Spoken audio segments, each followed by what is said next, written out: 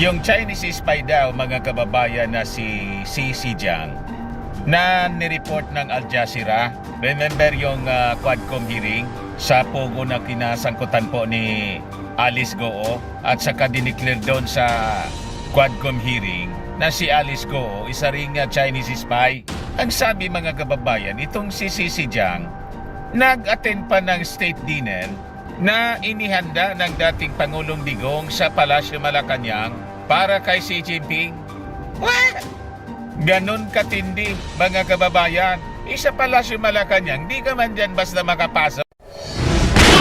Nagbabagang mga balita at pagtalakay sa mga isyu ng lipunan. Bulsa! Opinyon, banat at paglalantad sa katotohanan. Bulsa! What you see is what you get. You decide. Kung walang nag-imbita sa'yo, so ibig bang sabihin, mga kababayan, inimbita itong spy kasi nakapasok po pati sa Palasyo Malacanang? Ito yung report ngayon po ng People's Tonight. It is a shocking story, mga kababayan. O yan po yung balita ng People's Tonight. Sabi dyan, Chinese spy Xi attended state dinner of Duterte for Xi Jinping. O yan po siya, mga kababayan, nagpa-picture pa. O ito yung picture, mga kababayan, ng Pangulo. Ito si Digong, medyo blurred lang yung picture. Tapos ito si Xi Jinping. Nandyan siya, mga kababayan, sa okasyon pala ng state dinner. Ganon katindi yung infiltration po. At hindi siya basta infiltration. Ang sabi ni Xi, naimbitaan niya ako. Kasi nga, hindi man siya makakapasok kung walang personal invitation. I must know kasi kami ni Mrs. po, labas-masok kami ni Mrs. dyan sa Palasyo Malacanang. Kaya nainggit nga yung mga buzzers ko, yung mga DDS. Labas-masok daw ako sa Palasyo Malacanang kasi nasa payula ako ni Lisa Tanas. Nagtatanaw lang ng utang na loob yung Palasyo Malacanang sa akin, si Mrs. Lisa Marcos. Hindi pa nga ako, hindi pa nga kami nagkita ng personal ni Mrs. Lisa Marcos. Yung ating Pangulong Bongbong, may mga pictures na ako. Nakamayan ko na yung ating Pangulo. Ngayon, hindi ka man dyan makapasok without the invitation. Kami ni Mrs. iniimbita. Siyempre, iniimbita ka ng Palasyo Malacanang. Alangan man, i-turn down natin yung invitation. Di ba? Nagmamagandang loob sa atin kasi tumulong tayo nung kampanya at nagugustuhan nila yung ating ginagawa, mga kababayan, na sumusuporta tayo sa mga programa ng ating Pangulo. Siyempre, imbita tayo. So yun, mga kababayan, ang sabi dito sa People's Tonight, inimbita mismo ng Palasyo Malacanang, personal invitation, dito sa isang Chinese spy. Yan po ang report ng People's Tonight. Chinese spy Xi Jinping, I attended state dinner of Duterte for Xi Jinping. So anong ibig sabihin nito, mga kababayan? So sabi rito sa balita ng People's Tonight, tahasang inamin ng self-confessed Chinese spy na si Xi Jinping na personal siyang naimbitahan ng Malacanang para dumalo sa state dinner na inihanda ng nooy Pangulong Rodrigo Duterte para kay Chinese President Xi Jinping noong November 2028.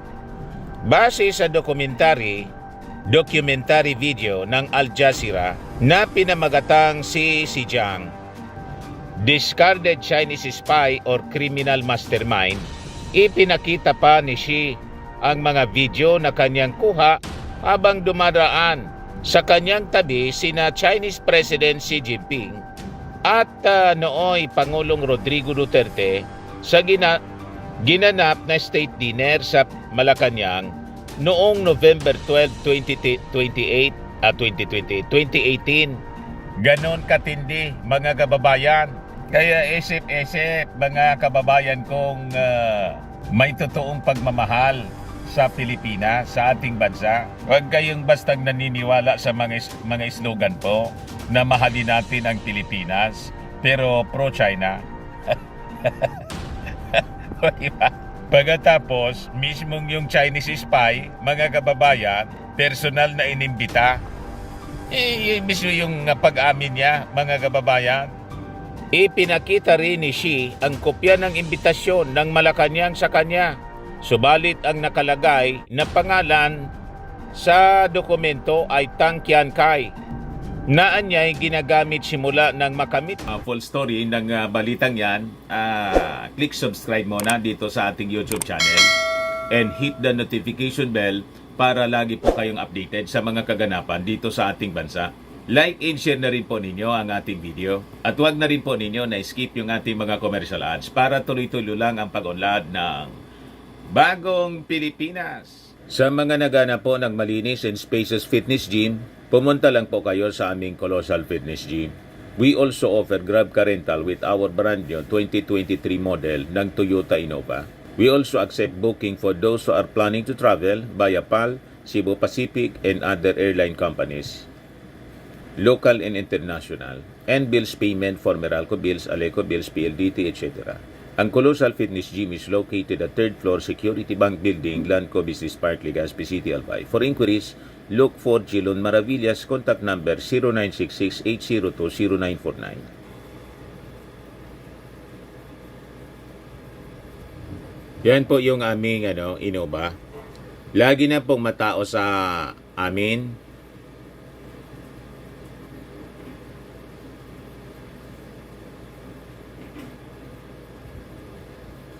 Yan po mga bagong clients namin. Napakaganda at colorful at napakalinis ng aming gym po. Pati mga foreigners po pumupunta sa amin, mga British tourist po sila dito sa Legazpi. Na-set up na rin po yung aming mga brand new gym equipment.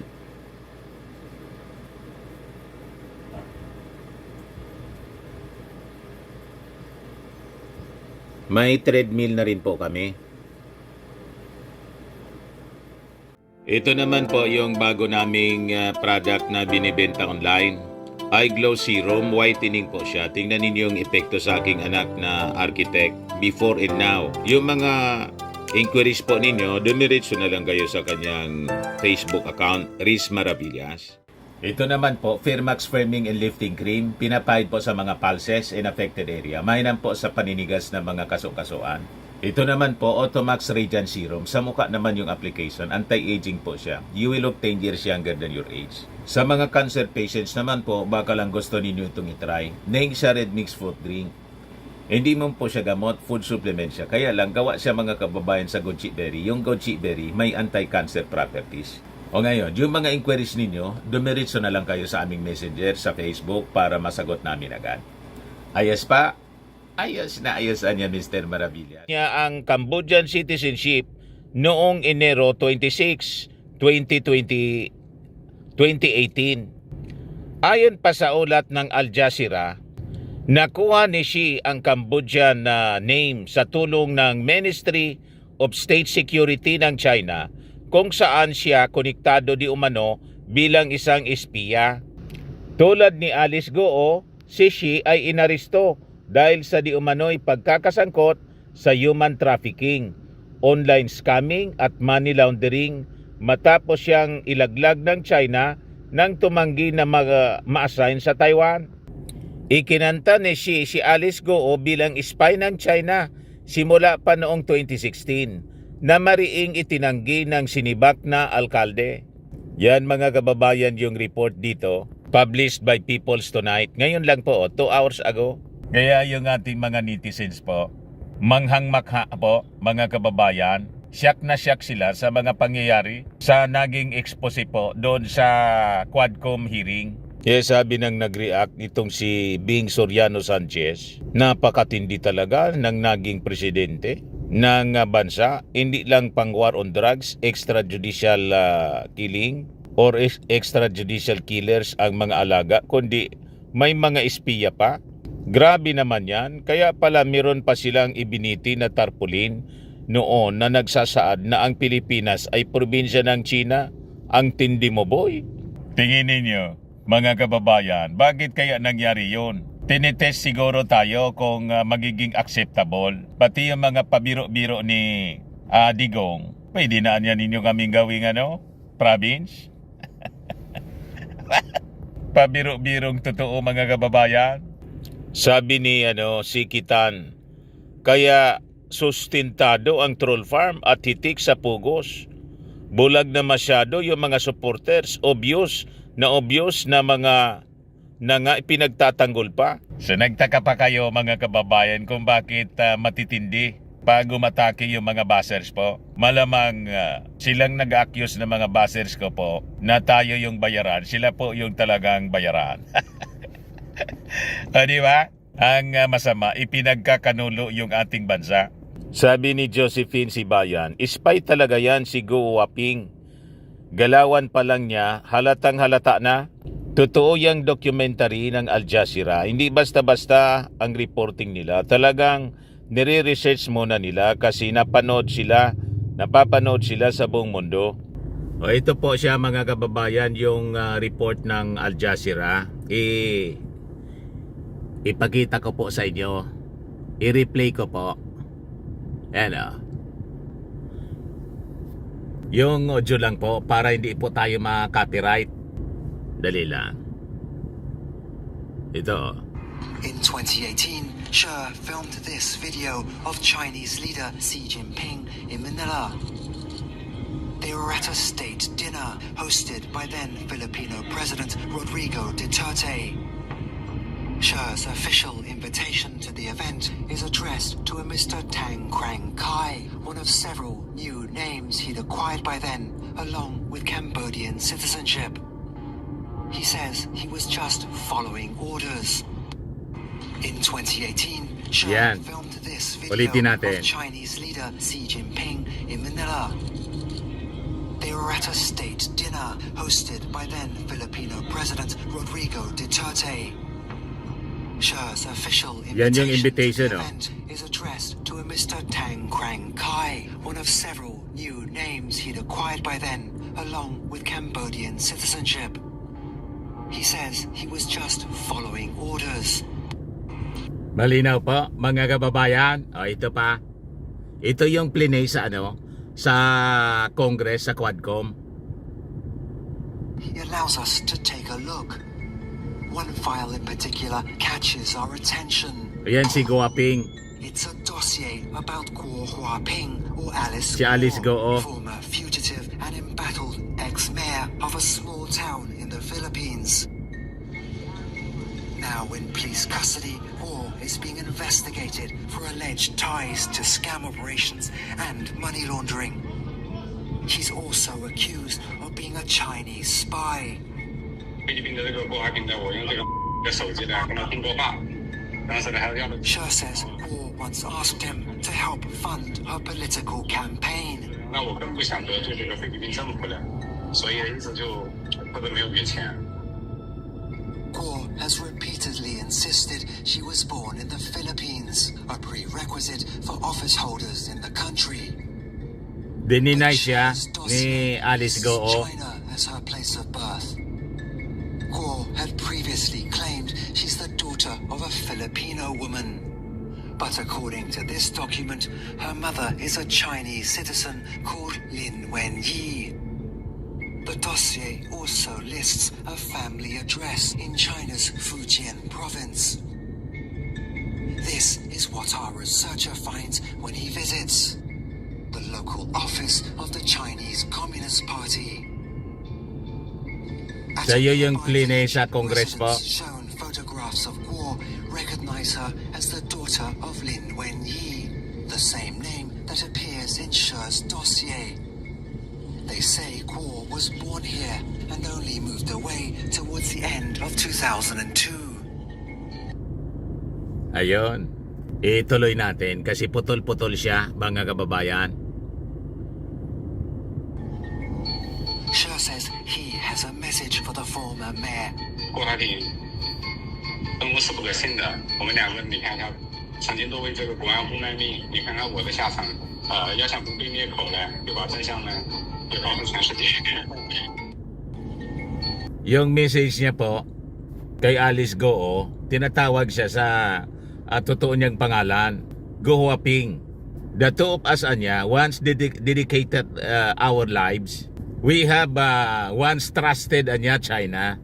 Look anya what happened to me.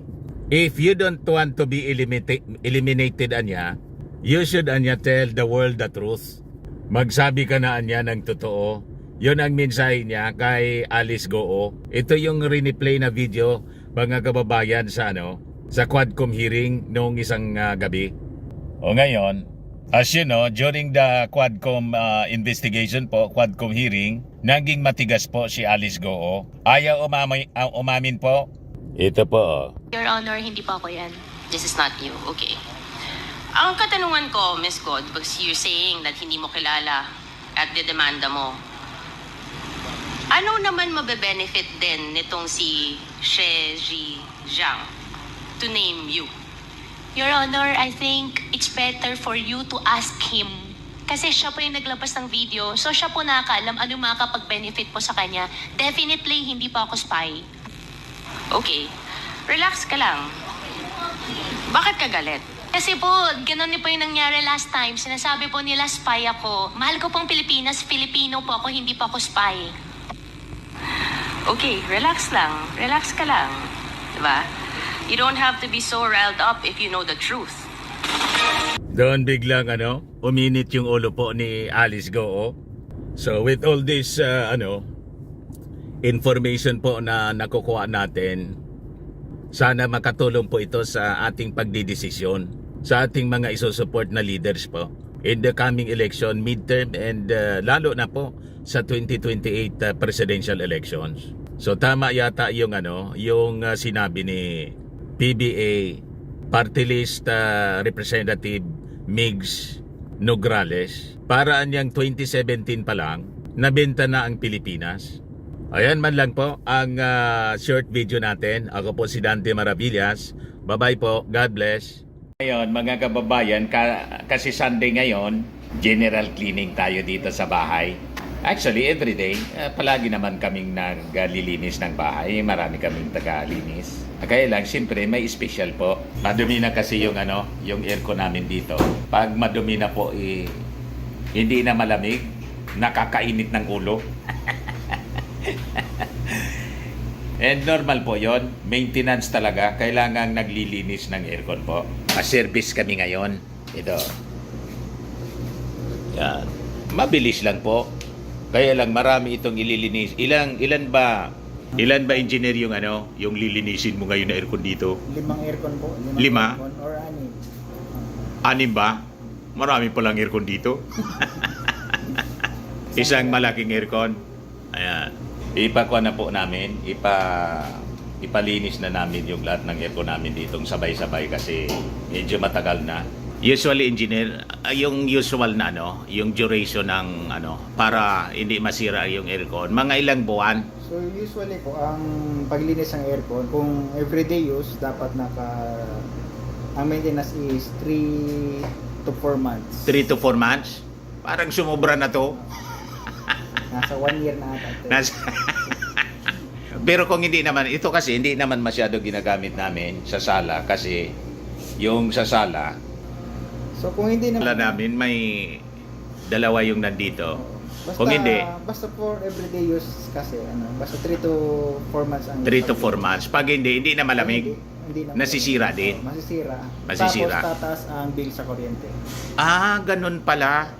So importante talaga na may maintenance sa paglilinis ng aircon. Ayun. So actually ilan ito? Isa, yung sa sala ito mga kababayan. 2 sa kwarto. 2 sa kwarto. 3, 4, 6 nga. Sumobra na. Nagtitipid kasi. Sumobra na pala sa magwa 1 year na yung isa. Pero hindi naman masyado namin ginagamit. Yung dito sa sala, paminsan lang naman namin ito pinapaandar. Kasi po pag hindi mainit talaga, hindi kaya na ng electric fan dahil sa climate change. So importante yung maintenance. So ito ikakabit na po nila. Diyan siya. Kasi mas problema pag masira, walang maintenance po, masira, mahal yung aircon ngayon At mahirap walang aircon, hindi ka makatulog mga kababayan dahil sa masyado nang mainit yung ating panahon. Talagang isa na pong need. Pag hindi baka magkasakit po tayo sa sobrang init. So, napag-usapan na natin din yung cleanliness sa ating bahay po. Dito po sa aming bahay, may policy kami rito na iwan ko. Ito kasi yung naituro sa amin ng aming mga magulang. May protocol kami rito na siguro magandang ituro din ninyo ito sa inyong mga anak. Pag pumapasok sa bahay, kailangan mag-alis po ng sapatos at tsinelas. Kami rito para sigurado may naka-assign kaming sleepers para sa mga guest. May pupuntang bisita, automatic may ibibigay na kami tsinelas. Di ba? Kasi po, alam naman ninyo pag nasa labas yung sapatos, di ba? Yung rubber shoes mo, sapatos, tsinelas, kung saan-saan yan nakaapak, kung may naapakan pong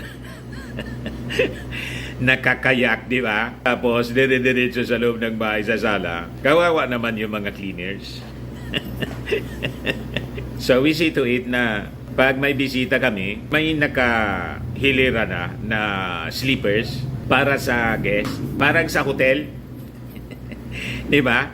May service sleeper kami rito. Importante po yun sa ating kalinisan sa bahay. Sabi nga, di ba may kasabihan tayo, cleanliness is next to godliness. Kahit maliit lang po yung ating bahay, kailangang maayos pa rin. Maayos siya, malinis, at kaaya-aya. At pag naging malinis po tayo sa ating bahay, yun siyempre ang tinitingala din ng ating mga anak na mamana. Namana nga namin ni Mrs. sa aming mga magulang din, yung kalinisan sa bahay. So ito yung pwede natin din ipamana na values sa ating mga anak kasi ma-observe natin ngayon yung mga bagong henerasyon. Wala nang paki, labas-masok sa bahay, kung saan-saan galing, na hindi maglinis ng paa. Di ba? Pero kami kasi galing na tayo sa tinatawag na old school, yung mga itinuro sa atin ng ating mga magulang, magagandang asal, isa pa yung pag hindi ka pa pinapapasok sa bahay ng may-ari, wag ka munang pumasok. Di ba? Pag sinabing tuloy na po kayo, doon kayo tumuloy. May isang classmate noon, si Kuya, babae, pagkapasok sa bahay, diretso sa kwarto. Nagtinginan na lang kami ni Mrs. Siguro po hindi yun naturuan ng kanyang magulang. Sabi namin kay Kuya noon, pag mo na yun i-invite dito sa bahay kasi diretso sa kwarto. So importante po mga magulang, turuan ninyo ng tamang pag-uugali, protocol yung ating mga anak. Baka masabihan ng kami, pinasensya na lang namin. Tiningnan na lang namin. Kasi that is, parang invasion to privacy na po yun. Di ba? So yun man lang po ang ating short video ngayon. Ako po si Dante Maravillas. Bye-bye. God bless.